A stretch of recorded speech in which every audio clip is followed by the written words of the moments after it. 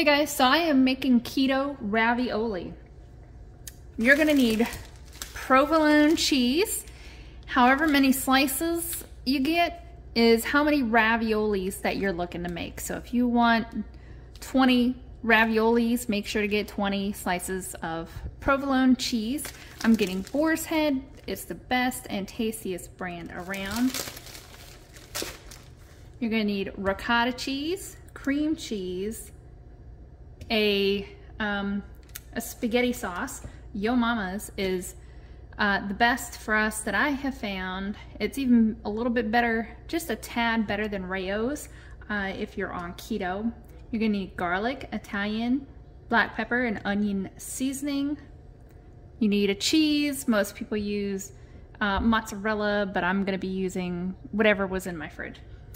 And you also need parchment paper. And then you need 93% beef. If you get a lesser percentage, you're just gonna have more greasy. And then you also need some ground Italian sausage, or if you want it spicy, you can use spicy sausage. We're gonna start off by cooking the beef and the sausage. So go ahead and put that on the stove. The reason why we're starting off with this is because when we have our the cheese shell, we want to be able to cook it and then take it out of the oven, let it cool for a second, and then quickly fill the shell, close the shell, and then put it back in the oven so that the ends of the shell kind of like cook into each other. You'll see what I mean. So we're gonna go ahead and just start mashing this up and letting it cook. I'm not using any butter spray or anything because the sausage is actually pretty greasy itself, and that will grease up the pan. So go ahead and get that cooked up.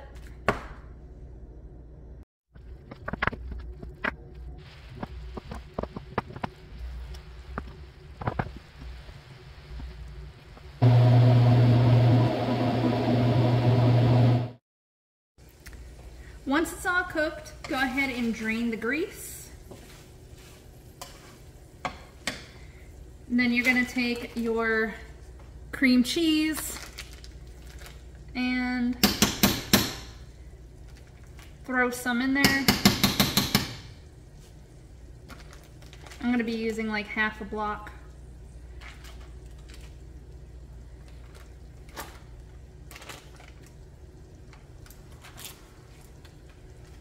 And let that melt.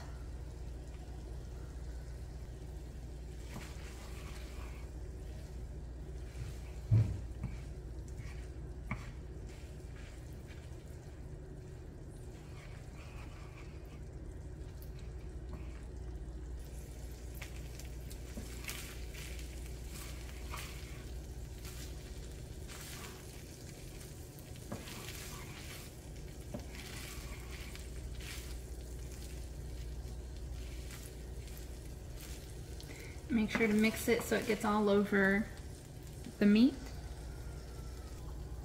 Once that's all mixed together, go ahead and add in your seasonings. So we got pepper,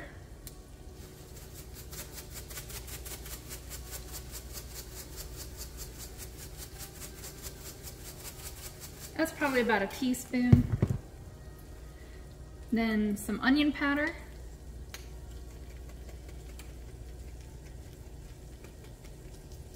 And that's going to be about the same. And then garlic. We measure garlic with our heart.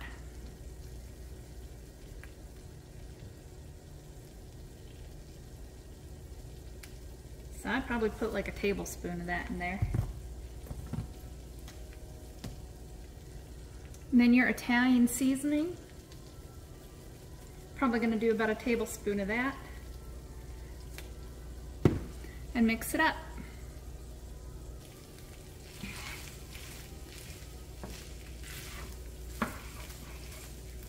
Now when I was cooking the meat, I had it on kind of like a medium high, and with melting the cream cheese and putting in the seasoning, I have it on low.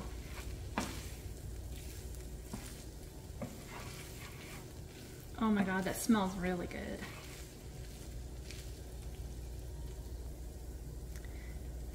Then once you mix it up, go ahead and add a few heaping tablespoons of ricotta.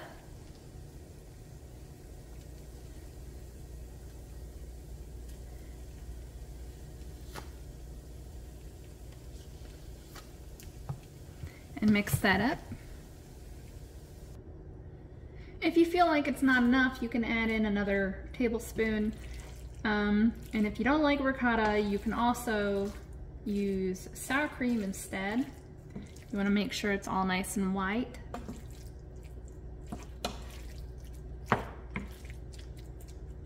And then we're going to set this aside. Preheat your oven to 350, and while that's preheating, we're going to go ahead and start the other part. Then you're going to take your parchment paper and you're going to cut it down so that it can fit your baking sheets. Move that a little bit here. Then you're going to take your provolone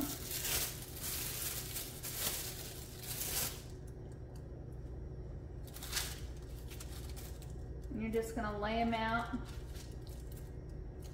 Make sure to space them out a little bit.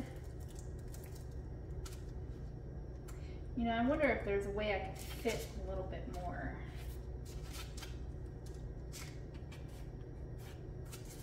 But not too close. Because the way I'm doing it, I can only fit 6, but I think 1, 2, 3, 4, 5, 6. But spreading it out a little bit more, I was able to do a 7th one.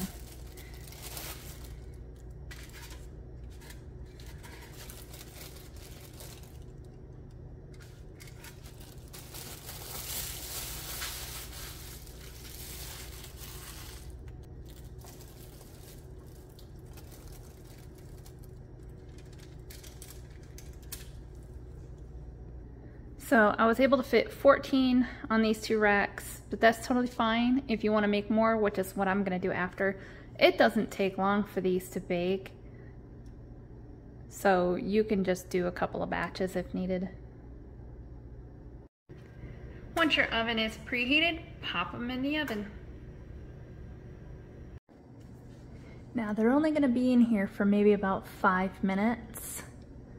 You can see them bubbling up. They've been in there for, I believe, 3 minutes so far. The ones closer to the coil on the bottom are going to be done first.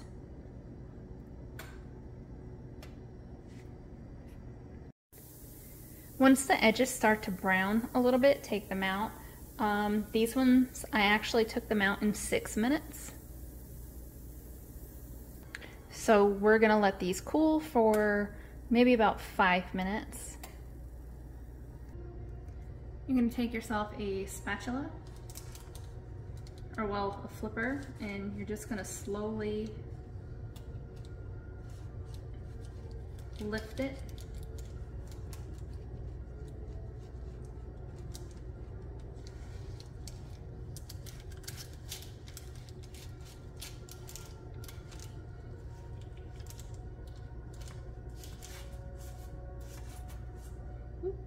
Kind of stuck to it.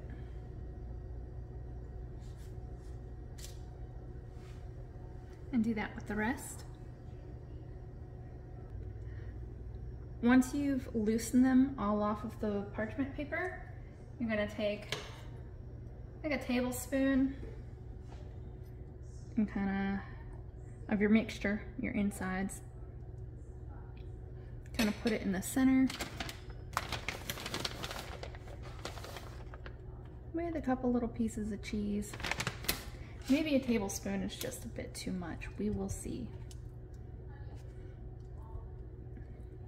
And then we'll fold it over. I think I need a fork. Hopefully a fork will work.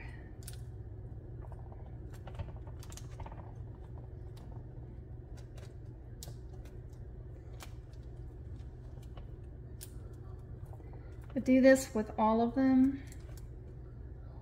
As long as they're touching, it should be good. Because we're gonna heat it back up again and hopefully they'll stick. Okay, so this is what they look like. I actually just realized what I could have done was taken each circle, filled the circle in the center, and then put another circle on top to make like bigger raviolis instead of, because my husband came down and he's like, oh, these look like little tacos. But I put some little cheese on the end so that when I stick them in the oven, hopefully they will stick together. They should stick together. But anyway, leave your oven at 350 and go ahead and pop them in the oven again. All right, first batch out of the oven. And it looks pretty good. The cheese helped close these up, and it only took probably like another 5 minutes in the oven. So you can go ahead and try to like squish it down while it's still hot, to make sure it's all closed. And then you give these about 5 minutes or so, maybe 10, to cool off. This second batch actually came out, I think, a little better because it's sticking more. I think what was hard about this batch is I left them in the oven for too long the first time I put them in. So I'm probably gonna shave like 2 minutes off so they aren't as crispy. But these are ready to roll.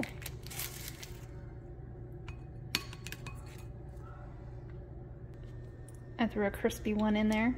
So anyway, after you put your raviolis in, then you're gonna go ahead and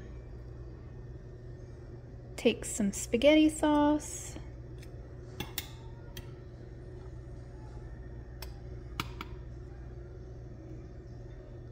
put it on your raviolis. That looks pretty good. You can eat it like that, or like me, Parmesan.